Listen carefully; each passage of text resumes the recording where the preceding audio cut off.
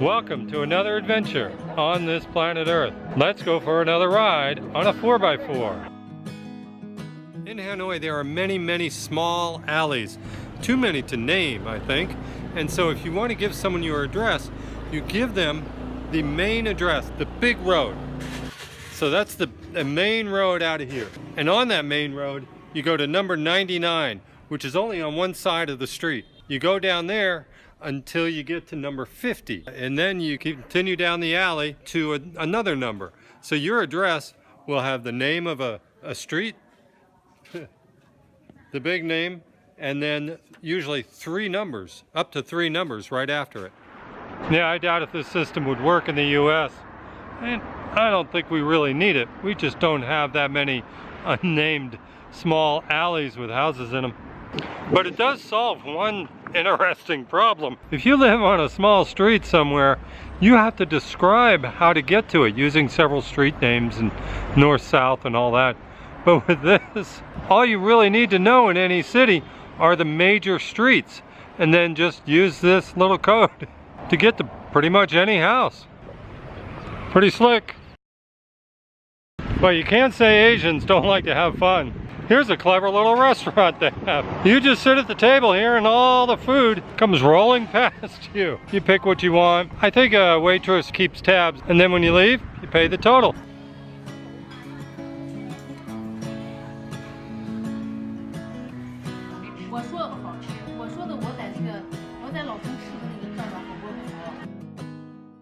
I think I've seen this only in China, but I guess many Chinese are trained as first responders, at least in firefighting. When you build a property, a hotel or a large building, a commercial building, I think you're obligated to install fire equipment, not just sprinklers and all that, which I've seen a lot of here, but also turnout gear.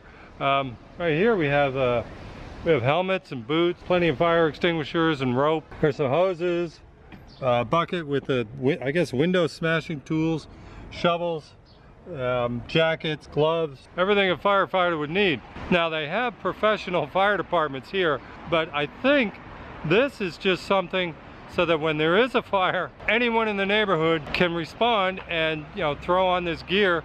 Fascinating. Could we use something like this in the US? Well, we sort of already have it. In large factories or shipyards have their own fire departments, but I don't think every store and business needs to carry their own gear.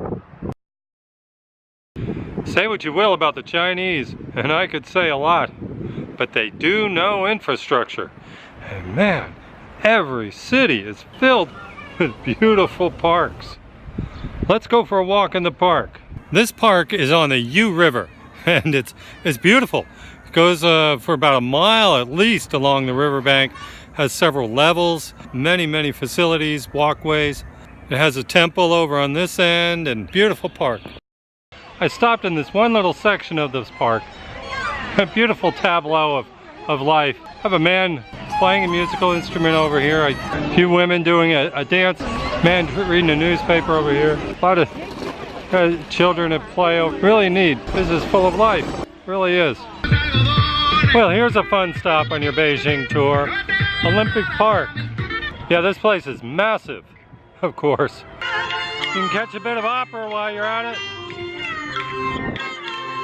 That's about enough for me. So many Olympic cities grouse about how they built all this infrastructure and everything for the games, and then, you know, went broke afterward. But Beijing seems to be doing fairly well, just having theirs as a public park. And also you can tour the bird's nest, so you can actually climb right on top of it.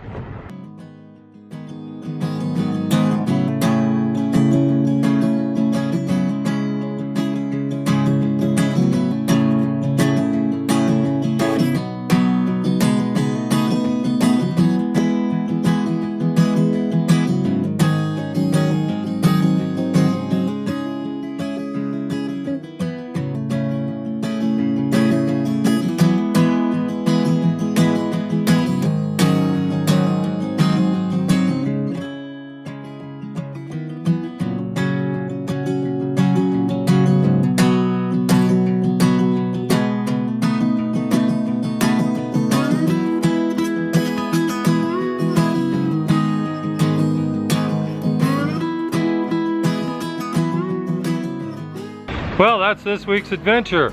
I hope you enjoyed the ride. I'm Mark Gilchrist, and I am, and you are, we all are, on this planet Earth.